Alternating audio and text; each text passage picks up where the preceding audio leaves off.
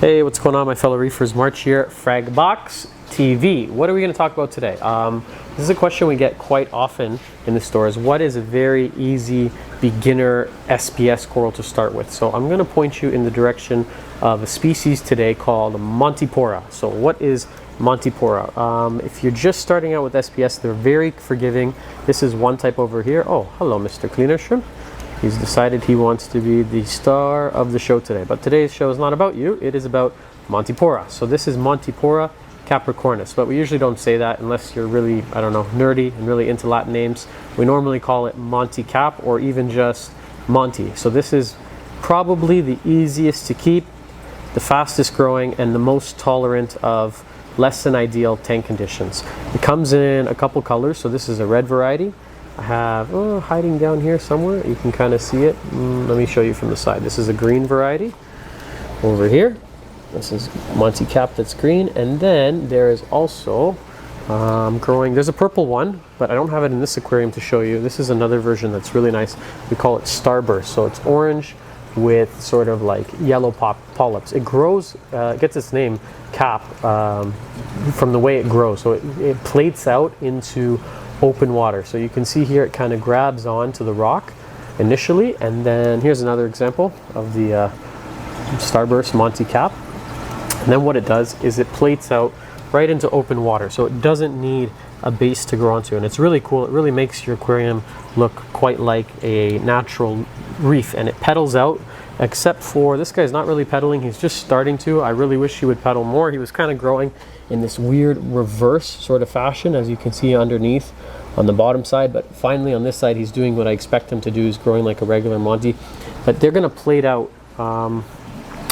basically until you prune them or stop. He's not going to ever stop growing when these things are healthy. So like many corals, they don't have really a life expectancy. He's going to grow until he touches the glass, or he might curl up and go upwards towards the light. So they're easier to keep because they don't need super clean water. Like a lot of SPS corals want lower nitrates, I would say somewhere between 5 and 10, maybe even lower than 5 for some species to bring out the color.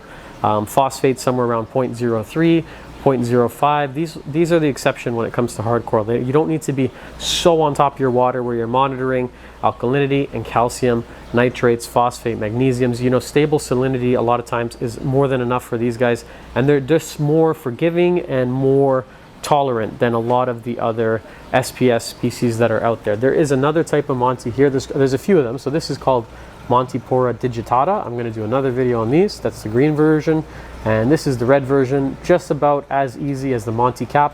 This is a Montipora Stellata. This is a branching sort of Monty. So as you can see up here in the top portion of the tank, there's quite a few different ones. This is Monty, Monty, Monty, Monty, Monty. All these 5 right in there are all of the Montipora variety.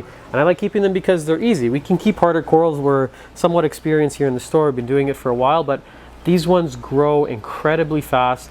And we like to show them off here in the tank because we sell the frags kind of here in our frag tanks. And if someone wants to see, oh, what does that look like bigger? It's easy to imagine it, or you don't have to imagine it because you can just walk on over to this tank and show someone what it's going to look like as a bigger piece. They're really easy to frag. Like I could literally snap this with my finger. They're brittle. It's very easy to frag them accidentally just by cleaning the glass. So that's another nice added feature. Like if you're going to try and frag something like this, it's a little trickier. It's got a much thicker calcium structure. They don't need any special feeding. They like medium to high flow, medium to high light. As you can see, they're in some of the highest parts of the aquarium. So like they're getting crazy par levels. They're high up. So you don't really have to worry too much about bleaching them. You can get them acclimatized to quite high light. And you want that flow because that's an SPS coral. So in general, they like more flow, and you want to keep their bodies clean of any detritus. So if the flow is not strong enough, what happens here in these kind of like valleys and grooves, you'll get shit just literally building up.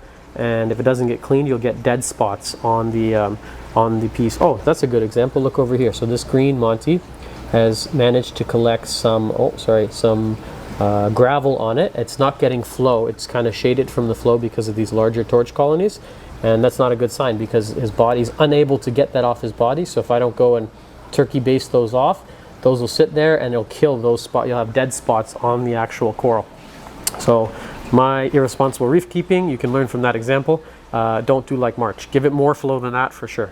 Oh yeah, so in Tia's aquarium here, Tia's half of Tia's aquarium, she's got two other cool ones. This one is a grafted one, and she's actually glued this one right onto the glass. Oh, maybe it's growing onto the glass now. So you can glue Monty basically to start on any surface. It's quite popular even for people to stick it right off their overflow, and because it grows into that open water, it'll come out.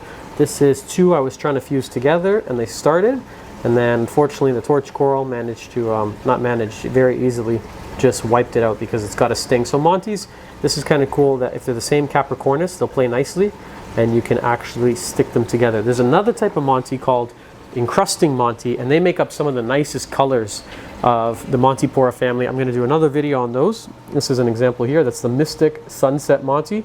So they don't grow into open waters. They only encrust onto existing rockwork. So just something to keep in mind if you're going to add them. They don't have any special real care requirements or feeding, just like I said, higher light, higher flow, a little bit lower nutrients. But if someone's looking to get into keeping SPS corals, SPS species, hard corals, Monty's usually where my brain goes to first. The second being bird's nests. So I'll do another video on those, talking about where and how to properly keep bird's nests in your aquarium. But that's it for today's video, this coral spotlight on Montipora Capricornus. If you like the content, we strive to do a video every day here at Fragbox.